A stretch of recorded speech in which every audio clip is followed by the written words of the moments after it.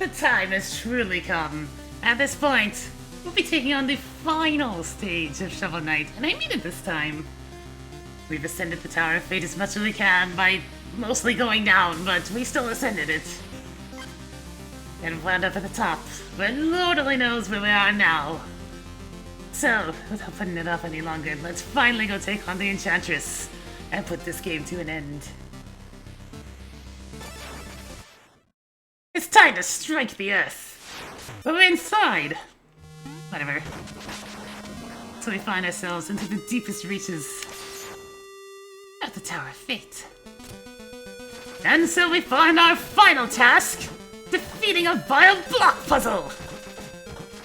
Since you can downstab these things though, this is way easier than it would normally be for this type of thing. You can even pretty much just lure the blocks where you want them to go. But after that, we find ourselves falling into the abyss. You must have faith if you wish to enter here. But first, let's go left. Because I had to pull this stunt on us at least one more time.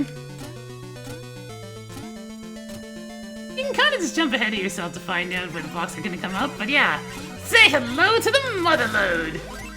4 pink gems, 5 song scrolls, a platter of chicken that you probably don't need, and even a fishing spot.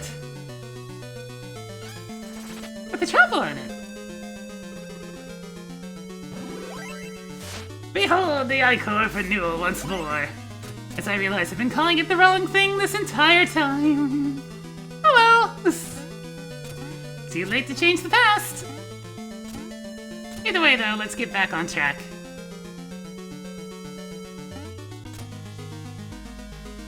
So there's a small possibility that I might have practiced this section just so I can kind of rush through it, and every time I screw up that way it's not so much of a slog. But once you see the candles, they're actually perfectly safe to go and can just keep running right. I do love the musical effect of bringing in more instruments and making it sound even more dire the deeper into this nonsense we go though. And behold, the return of the unbreakable winged checkpoint! Both the first stage and the final stage have these checkpoints. We finally enter the lair of the Enchantress, as she gazes out into the acid rain. And Shovel Knight's not gonna even leave us with dramatic suspense, as he immediately knows exactly what's going on. So yeah, Shovel Knight's kind of badly infected with whatever evil magic she stumbled upon here, so we're gonna have to try to help fix that. Being Shovel Knight, though, there's really only one way we truly understand fixing this type of problem, so... we must use force! Duel to the death! This first phase of this battle is actually very projectile-oriented, in which you mostly use your shovel to try and deflect as many as you can. If you manage to deflect everything, not only will you do a good heap of damage, but you also keep your platforms mostly intact, as this is what happens when they hit one. If you're feeling really daring, you can try to do this. That is a full tank of damage, so it's kind of worth trying. When you hear the flame effect when she's trying to summon the platforms, that's when you know they're coming back up.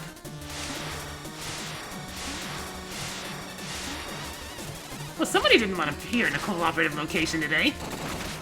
These are vaguely aimed at best. Oh yeah, she's gonna do this again. You might want to go down. Thank you.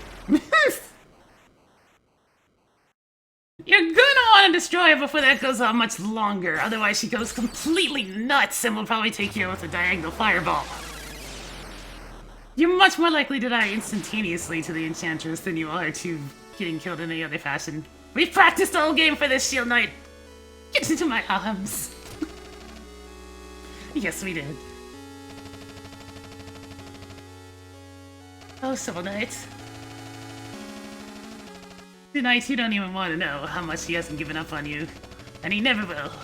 He's been hallucinating about you every night, or at least most nights.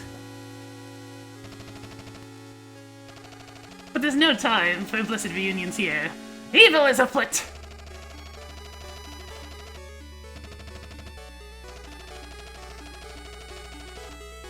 And these two are very eager to work as a team once more.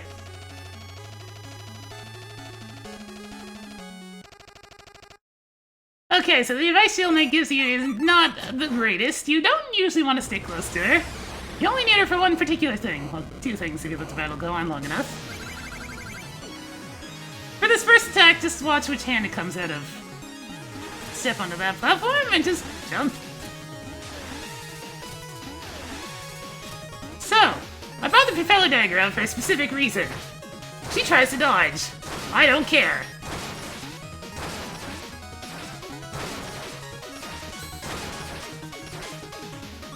Once I get her health on her, she's gonna start trying to take out platforms. Keep chasing her down with the propeller dagger and you'll probably be fine. Okay, which one are you taking out this time, lady? BAM! Shield Knight tries to help us out as much as possible by allowing us to boost up, and it really shows just how well they work together. Shield Knight is the offense, Shield Knight is the defense, then providing us with the pogo whenever she needs to. But at this point, that's... Whoa! Whoa, whoa! Don't interrupt me, cutscene! Nurses! The one thing I can't dodge! Cutscene damage. Damn it. Black Knight makes his way back in, though, for the triumphant return. Hey, I didn't take a hit all game! Are you saying that I had one hit to die this entire time? Man! You know, I probably should speed this cutscene along, considering how much she's blocking right now, but Shield Knight's so damn manly, look at her!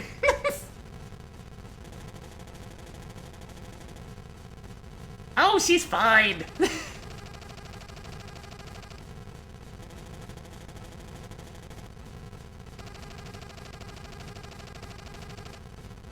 Oh, you'll be okay, Shield Knight. Don't be giving us the gloom and doom speech.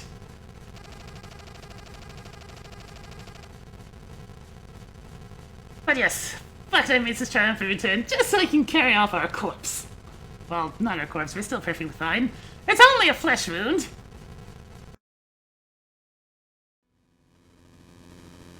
But with the core of the Enchantress destroyed, and the magic from the amulet suppressed, the Tower of Fate can no longer hold up.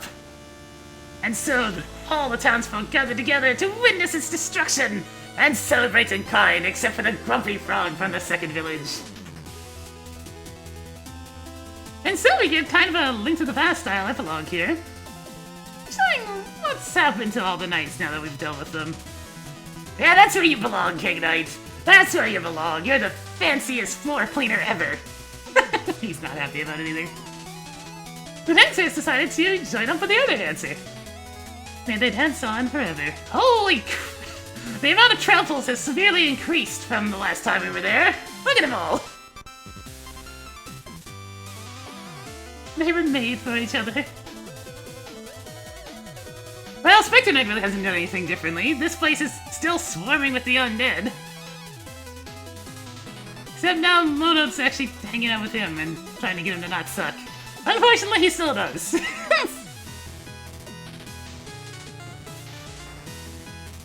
What's this? Sacks of everything. Ah, sacks of loot being carried off.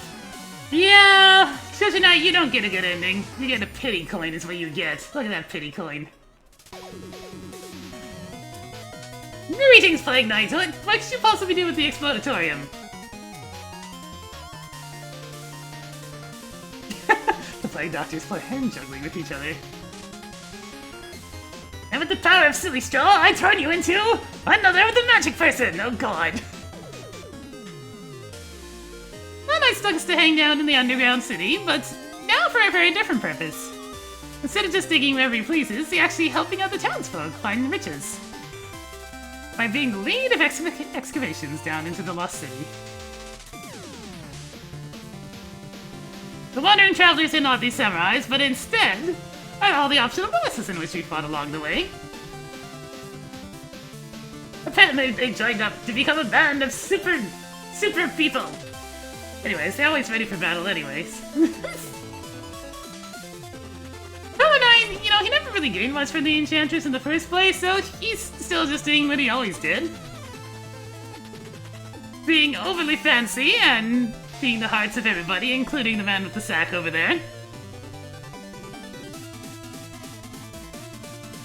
Now, Tinker he decided to put all of his tinkering habits to a little bit better use.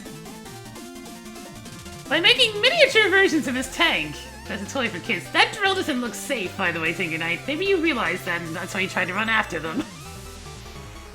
I love the dog staring down at the fish. Like the wolf, but anyways. Hollow Knight, he's just gonna sit up here forever, because his ship is gone. It's gone. He came all the way here to look for it, and it's just gone now. He's sad. That's okay, you can go be a grumpy puss up in the Antarctic. But yes, Black Knight knows exactly where to take us to heal us up. Hey! I didn't leave any campfires going! What, is there just these random campfires littered all over the place in the Shield Knight universe? The Shield Knight universe, the Shovel Knight universe!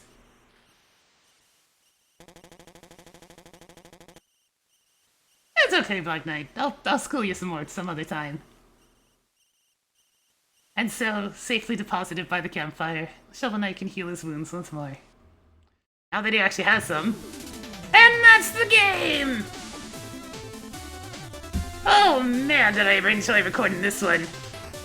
I've just been completely obsessed with this game from the moment it came out, and have played it so many times at this point. A lot of it was just practice for pulling this type of stuff off in the first place, but hey! This is just... pretty much this is as good of an old-style game as you can craft. It has its own original charm, it doesn't actually rely on referencing old games directly. It just does its own thing. It learns the lessons of the old games and applies them well, and ignores a lot of the worst stuff you saw in old games, like there wasn't very many gotcha moments, there wasn't a live system, there was just a whole bunch of meaningful things like that, and there's a lot of depth in the gameplay as to just how much you can do, like how many different play styles I can accommodate with the different relics, and choosing whether or not to take them, risking destroying your checkpoints or not. There's so many little things you can do to challenge yourself and play at whatever level you want to. A game doesn't have to be hard, it has, like, it can be flexible and let you make it as hard as you want it to. Which is part of why I like this one so much. On top of it just being great production value, everything's just, like, amazingly polished. This came out so well, like, you can tell. They spent an extra half a year just making sure the game was just right. The content was done in January, came out in June. It's a pretty good testament to how very carefully they treated this game. And just think, this is probably the list of all the Kickstarter people here. Just a big thank you to everybody that supported this game, and to Yacht Club Games in general for making it in the first place, to Jay Kaufman for making an amazing soundtrack that we're listening to even more of right now. I just haven't had this much fun with a video game in a long time. It's probably going to be my game of the year for this one. I mean, it has some pretty stiff competition with things like Mario 3D World, but while that game's more like a satisfying meal that once you play it once, you're done with it. Shovel Knight's that game, it's like that lovely dessert that you just want to have after every meal. You just have to keep coming back to it because it's just so good. Oh, a bit of a weird little analogy, but you get my point. But yes! It also shows a log of everything that we've done in each stage, including how much money we brought in and the number of deaths. Now I'm curious. I don't think it's gonna show up on the log, but there was one irreversible death due to autosave shenanigans. On an absolute loss, you've probably seen it in an outtake by now. Will it show up? Yep! Screw you, Baz! That's okay, I already did the Deathless achievement anyways. I lost 178 gold from it. Such a jerk. The 13 hours there's a good perspective of how much time is used up from all the failed runs I had to cancel out of. And of course, we found all the upgrades, fought all those, found all the song scrolls, 100% completion, as well as no damage. Thank you for playing, well, thank you for making the game in the first place. Kinda funny that we end off in such an easy stage after the one before, but you know, the difficulty doesn't actually line up with when you're trying to do this type of thing, but there's a little bit more. See, she's okay. She's a little wounded, but that's why she's coming to the campfire of amazing healing powers. One night at the campfire, and you'll be A-okay, 100%. It's like Vange's heal everything, except it's campfires. That's way too cute right there. They might curls up with Shovel Knight, and so they rest throughout the night. Heal up as the team was finally joined together once more. And so, through his eternal faith with Shovel Knight, Shovel Knight finally rescued her, and the journey has come to an end. Ah, such a happy note to end on. Well, I hope this game has been as enjoyable to watch as it was for me to record in the first place. It makes me a little sad that games like this and games that are just so well made and just so much fun in the first place are so rare, but that's why I couldn't really wait before getting this one to be recorded and just good to go from there, because quite honestly, I didn't want to. This type of game comes along so rarely that while I had other projects in mind, I just wanted to jump on it right away. So yeah, like, if you have any love for platformers at all, it doesn't matter if you're good or bad at them, you should probably give this game a shot, as due to all the different tools that are available, it does appeal to, like, it could work for any skill level. You could probably do it. There's no lives, there's lots of checkpoints, there's lots of tools to help you out. See what you can do. And yeah, hopefully these videos have been helpful as well, to help you out with all the different feats in the game, mostly the no damage and deathless related ones, and I'll see you guys next time for the next project. In the meantime though, let's go ahead and finish off with the last round of outtakes if there are any, as well as just, I'll pick a song to go ahead and actually look at right here at the end. See you guys next mission!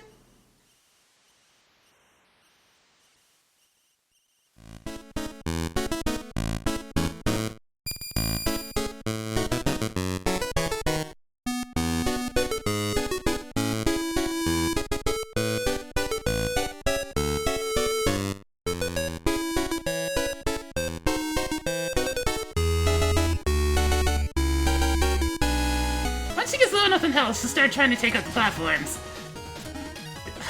Come on! Oh, Jesus! Yep. Yeah, this was getting way too sloppy. I knew this would happen. Way too sloppy! Now these are only vaguely a... Revenge of the Return of the Skid Jump Paralysis. Funny that this would happen on both the first and last stage. The return of the skid jump paralysis.